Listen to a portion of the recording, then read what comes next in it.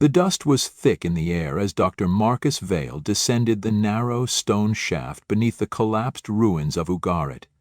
He moved slowly, brushing aside the brittle remains of centuries with each cautious step. His flashlight caught carvings along the shaft walls, spirals, strange beasts, and unfamiliar script that seemed to shimmer faintly when touched by light. But he was not alone. Behind him, the presence of something older than the walls themselves seemed to watch in silence, neither welcoming nor warning, but simply waiting. The excavation had been discreet, financed through anonymous donations funneled via a forgotten foundation. No press, no university logos. Just Marcus, 2 trusted researchers, and a team of hardened local diggers who asked no questions.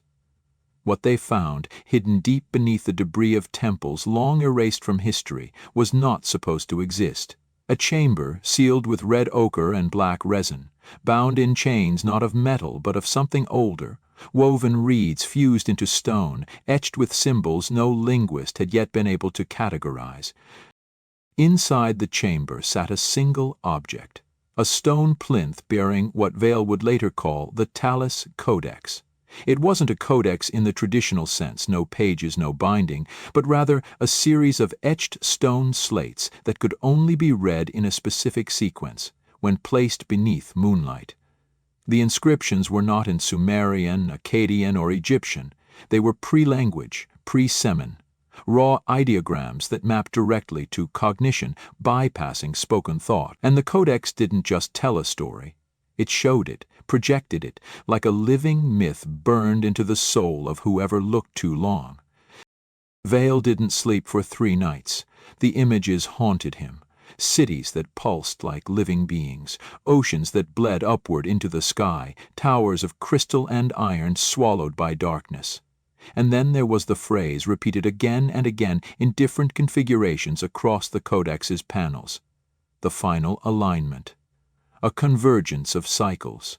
A clock ticking not by time but by truth itself. When Vail compared the sequence to precession models and planetary orbits, he realized the unthinkable. The alignment wasn't a metaphor. It was an astronomical event, and it was already beginning. He took the findings to Professor İlhan Damar in Istanbul, an expert on antediluvian linguistics with deep ties to the shadowy circles that still preserved oral remnants of forbidden knowledge. Damar grew pale as he reviewed the scans of the Codex. "This is older than Babel," he whispered. "This is what made Babel fall." He revealed that legends from the Yezidi, the Mandeans, and even fragments from the Gnostic Gospels all hinted at a primordial language, one not of the mouth, but of memory, a language spoken by the earth before man walked upon it. The Talis Codex was written in that tongue.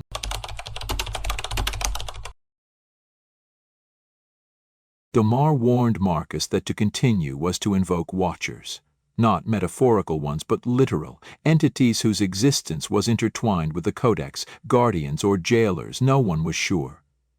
He told Marcus of a man in the 12th century who claimed to have found a fragment of the Codex in the ruins of Ani.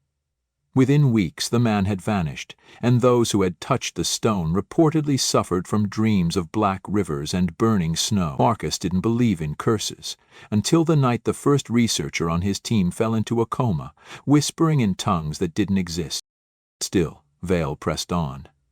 He digitized the entire Codex and ran it through frequency analysis. To his horror, the symbols mapped to a harmonic structure, a resonant wave that, when modeled, created a vibration matching a low rumble recorded globally just weeks prior. Seismologists had dismissed the sound as tectonic chatter, but the Codex had encoded it centuries, if not millennia, before it occurred, and worse still, the pattern was accelerating. He began receiving strange emails. IP addresses bouncing from monasteries in Nepal, defunct universities in South America, and once, chillingly, from a server registered to a now-defunct Cold War listening station in Greenland. The messages were short, fragments. "Do not let the pattern complete. The window closes in 19 cycles. You must unsee what you have seen." One message contained a photograph, A satellite image of Antarctica. Zoomed in, it showed a circular depression in the ice miles wide, with the exact shape of one of the Codex symbols etched into its surface. He showed the image to Damar, who quietly closed the laptop and left the room without a word. That was the last time Vale ever saw him. The professor's apartment was later found empty. No signs of struggle, no forwarding address, just a single phrase scrawled into the condensation on his mirror. The gates are thinning. Desperate, Marcus contacted a secretive group of Vatican archivists known only as the Custodes Umbrae. He had heard rumors they preserved a countertext, an inversion of the Codex, hidden beneath the Vatican library in a vault lined with lead and obsidian. When he finally made contact through an intermediary priest, they confirmed the existence of the Contra Codex, but claimed even they were forbidden to read it in full. "It is not a prophecy," the priest said. "It is a contagion. Once understood, it replicates." As Marcus fled back to his flat in London, he noticed men following him. Always two, always in shadow. They never approached, but they didn't need to. He began finding objects moved in his apartment, radio static spelling out partial phrases, strange interference on his devices. One night, his television switched on by itself, displaying a countdown, one that aligned perfectly with the Codex's alignment date. It would occur during the winter solstice, this year.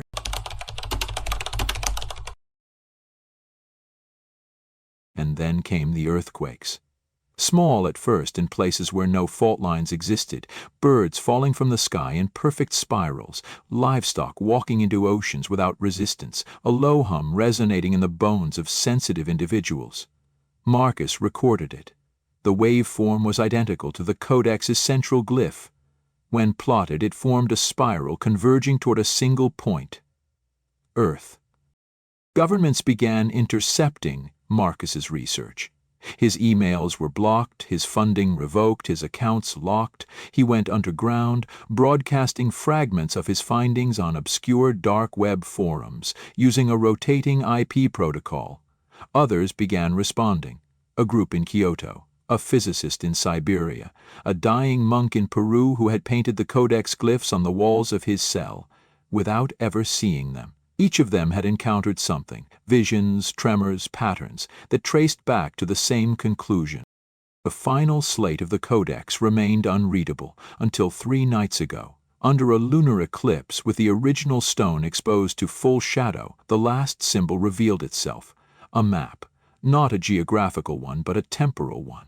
A chart of events, a cascade. Marcus overlaid it with current news cycles, economic collapses, ecological anomalies, social unrest, and the sequence matched exactly. But one event, yet to occur, stood at the apex: the voice beneath the earth.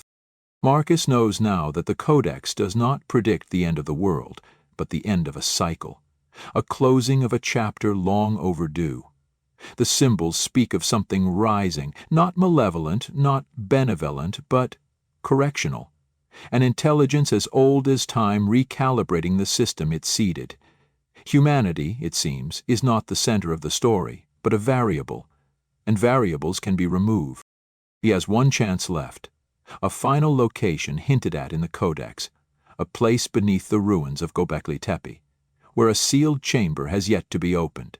He must reach it before the solstice, before the voice speaks, before the pattern is made complete.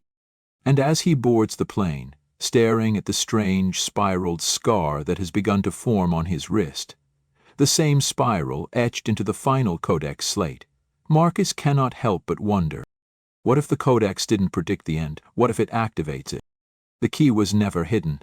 It was waiting for someone to turn it.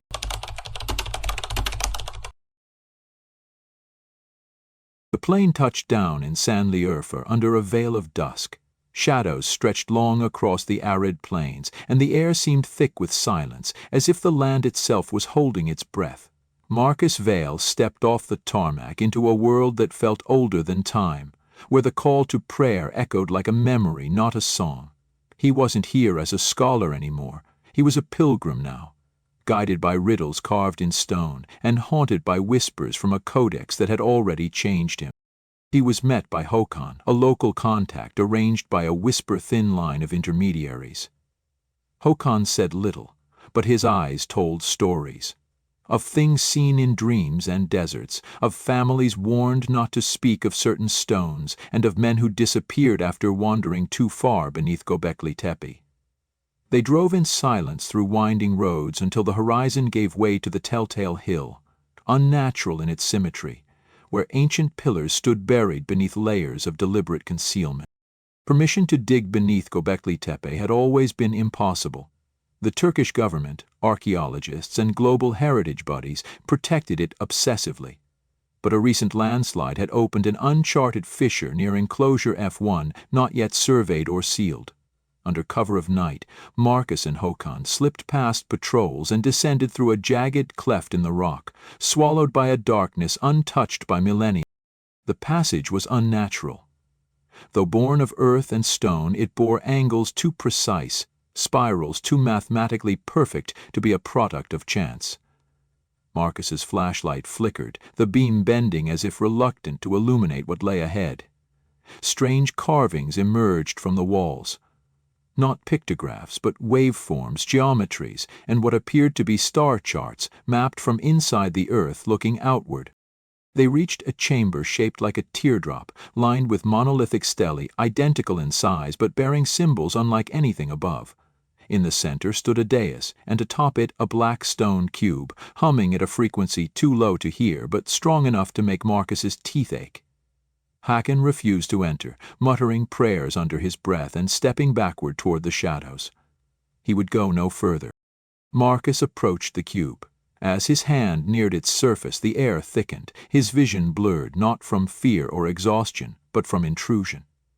Something entered his mind. Images, flashes, concepts poured into him, cities built in symmetrical time, towers designed to collapse in prophetic intervals. A humanity sculpted not by chaos, but by an equation. The Codex had only been the introduction. This was the source.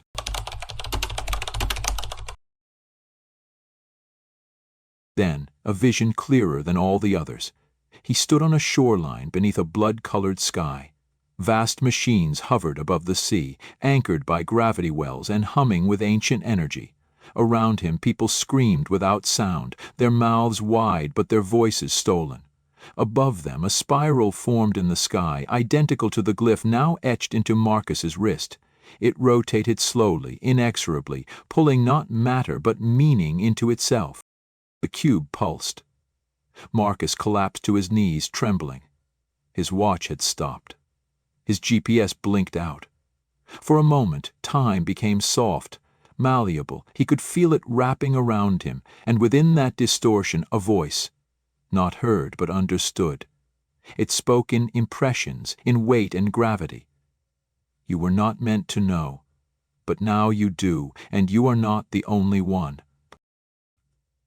Others. That word rang in Marcus's mind as he staggered backward. Not other people, but other Kosii. He suddenly remembered something Dahmer had once mentioned in passing. The fragments are scattered. 4 at the corners, 1 at the core.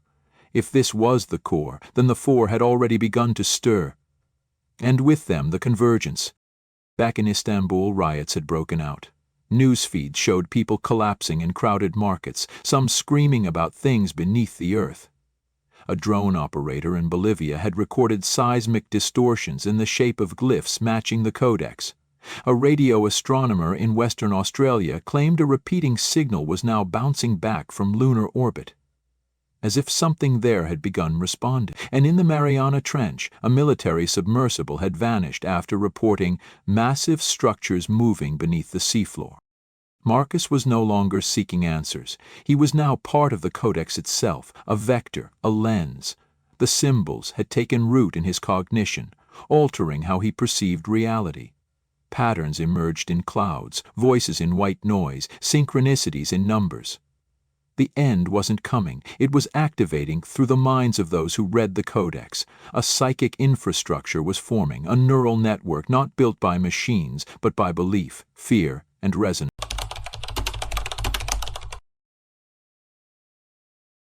He received a final message from a dying linguist in Malta, transmitted through a one-time encrypted channel. The Codex rewrites perception. It is not a book, it is a primer, a way to prepare the human mind for something we cannot yet define. Attached was a photograph, an aerial view of the Nazca lines, but newly revealed under recent rains, a massive spiral, dozens of kilometers wide, identical to the Codex glyph. Marcus knew what had to be done. If the 4 fragments had awakened, he would find them. Each one a node, each one a signal booster for whatever intelligence slept beneath the layers of myth and time. He was the carrier now, the host. Whether that made him a prophet or a plague, he could no longer be sure. But someone was hunting him. The Codex Umbrae had reappeared, this time not as guardians, but as containment. He saw their symbols etched in his hotel mirror, heard static whispers saying, "Terminate the vessel." They didn't want to stop the end, they wanted to delay it, hold it in stasis. But the Codex had warned, delaying was worse than embracing. Resistance would shatter the pattern. And now, as Marcus prepares to travel to the Arctic Circle, where the final fragment is said to lie buried beneath an ancient, unnamed mountain, he sees the signs multiplying. Migratory birds flying in chaotic spirals, magnetic fields pulsing like heartbeats, and, most terrifying of all, people beginning to dream the same dream. In it, a spiral descends from the sky, the ground opens like a pupil, and a voice, not of man or God, but architecture, says, "The countdown is not to destruction, it is to revelation." And in the final seconds before waking, they all speak the same word. A word never spoken before, but somehow always known. Elisar.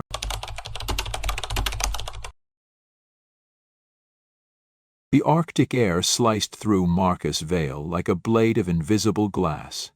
Here, beneath the aurora's flickering eye, time felt thin, fragile. The ancient mountain, unnamed in any chart yet encoded in the final glyph of the Talus Codex, loomed like a frozen sentinel above the blinding snow. No coordinates had been needed. The dreams had led him here. They always did now. He no longer trusted maps. Only the symbols burned into his memory, and the resonance that hummed beneath his ribs when he stepped onto sacred ground.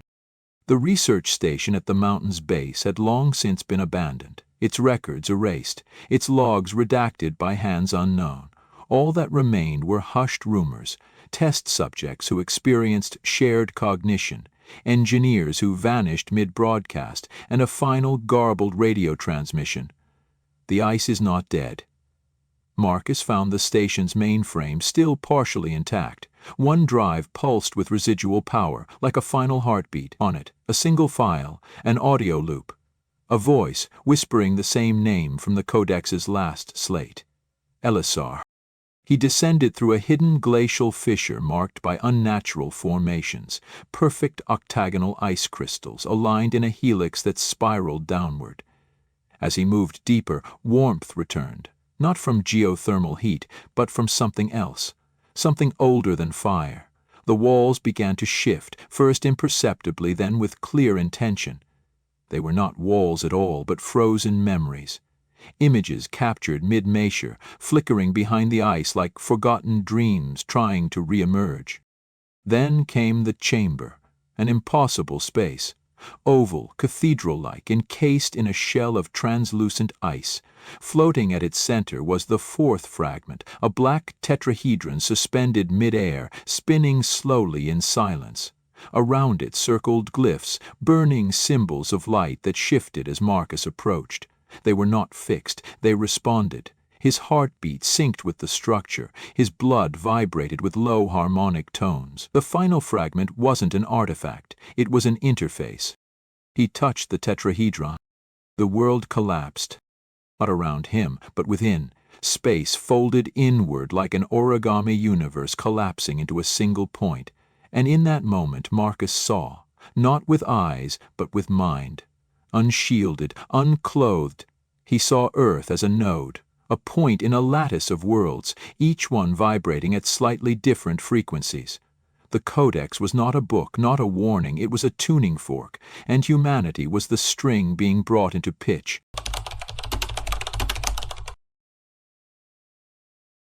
He saw the builders beings not of flesh, but of intention, engineers of pattern, architects of time.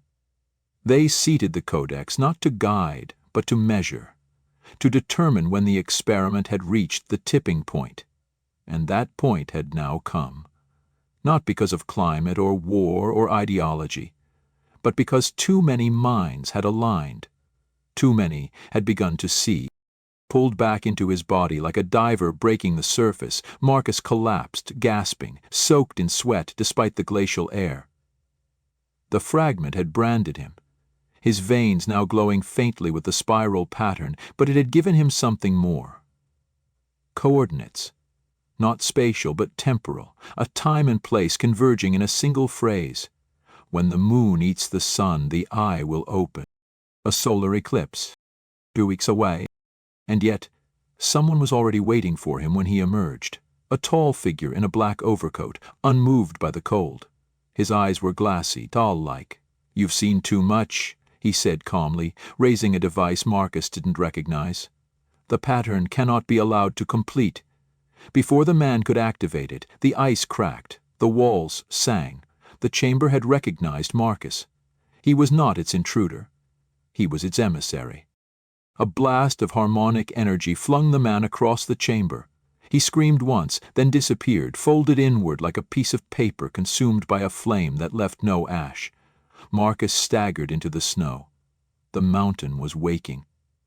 Behind him, ancient machines, half stone, half resonance, began to rise from the ice. They had been buried not to hide them but to cool them. Now they were humming again. Marcus fled. 2 weeks. That was all that remained. He decoded the coordinates further. They pointed to a convergence point in the Ethiopian highlands where a monastery older than Christianity sat atop a mountain plateau. Legends claimed the monks there held a book that could not be read but understood, a living manuscript. And now Marcus knew what it was.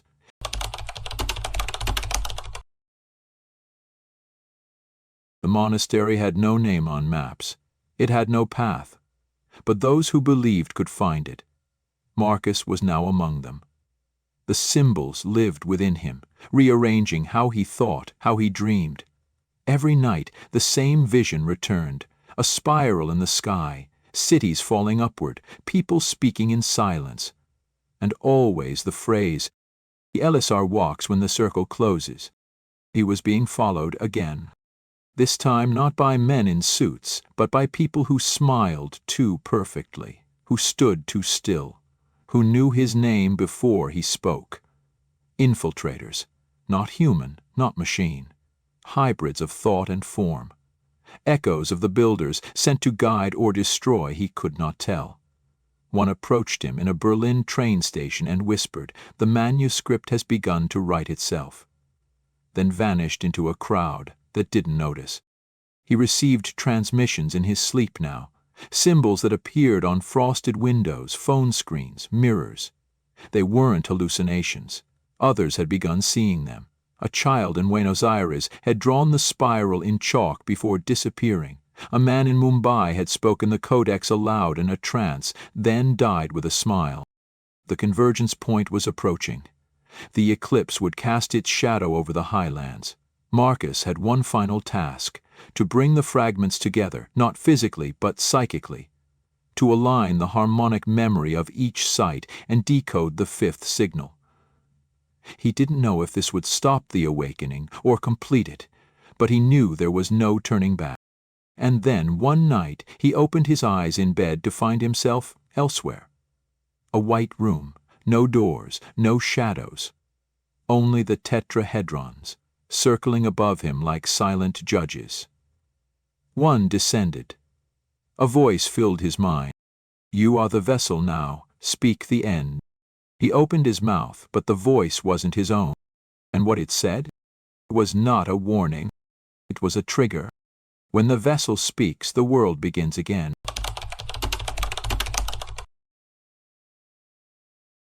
The monastery loomed above the cloud line like a monument carved not by human hands but by will alone. There were no roads, no guides, just the sound of silence and the pressure in Marcus Vale's skull growing heavier with each step toward the summit. Every breath he drew tasted metallic, like memory turned to ash. The fifth fragment, not an object but an event, was waiting here, and time, as he had once known it, no longer mattered. Atop the plateau stood a cloister untouched by modernity. Its basalt walls bore symbols from a dozen vanished civilizations, Sumerian spirals beside Mesoamerican glyphs, Atlantean sigils carved into Egyptian forms. The monks wore no robes, their eyes were ink black, they spoke no words. Yet they knew who Marcus was before he arrived.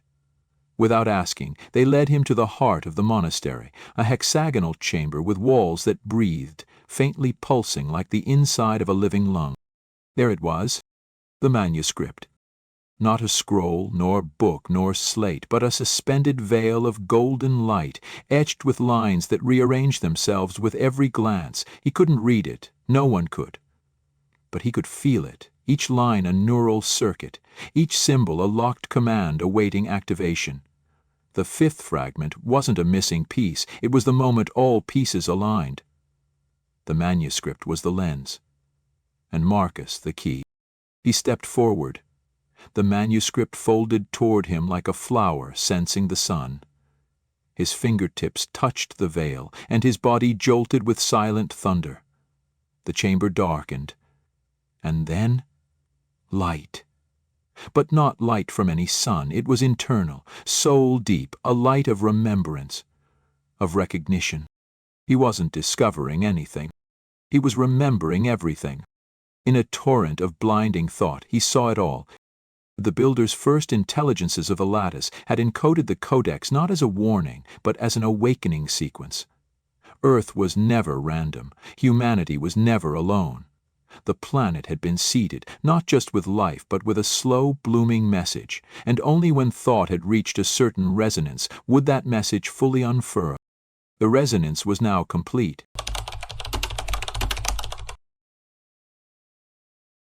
Above the monastery, the sky began to shift. The eclipse had begun.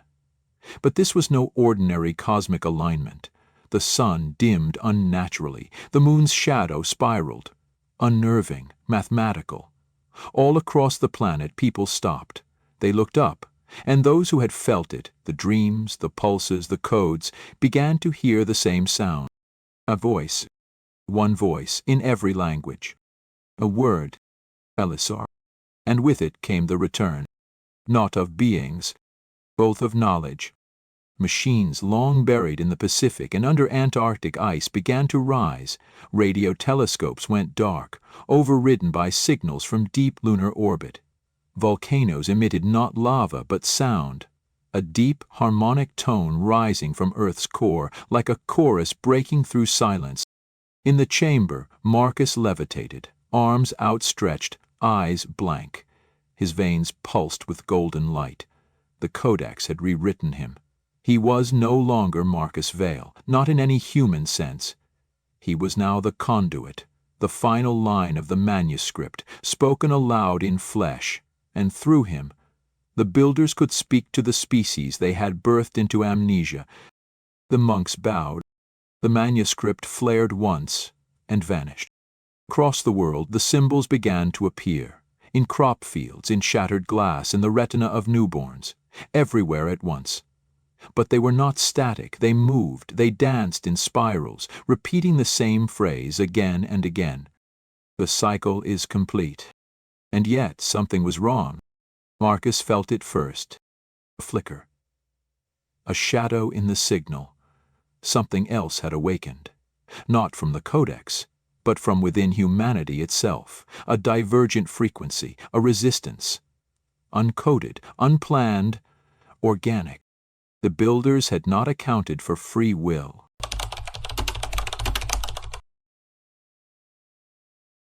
Across the globe, some resisted the signal. Their minds fractured rather than aligned. Some fell into madness, others into a state of suspended animation. The harmonics faltered. The machines above the oceans stuttered. The spiral in the sky began to glitch. Marcus, now fused with the Codex itself, realized the terrifying truth. The Codex had calculated the end, but it had not survived a miscalculation. Then came the rupture. Not a sound, not a light, a tear. Reality twisted in the Ethiopian sky, fracturing like glass under invisible pressure. A black slit, vertical, impossible, opened in the heavens, and from it poured not creatures, not ships, but concepts, raw, unfiltered data, alive and writhing. Ideas so ancient, so incompatible, that they bent space around them as they descended. The builders had returned, but so had something else. Marcus screamed, not in fear, but in awakening. He saw both timelines, one in which the Codex brought salvation, uniting Earth into a lattice of awakening consciousness, and one in which the resonance failed, collapsing into chaos. He stood at the intersection. He was the balancing scale, and both futures now depended on what he chose next. The monks vanished, the manuscript gone, and the spiral in the sky began to reverse. Marcus looked upward, and in the spiral's center something looked back. And as the countdown began again, this time from a different number, Marcus took one step toward the edge of the chamber, unsure whether he was walking into salvation or into the true end.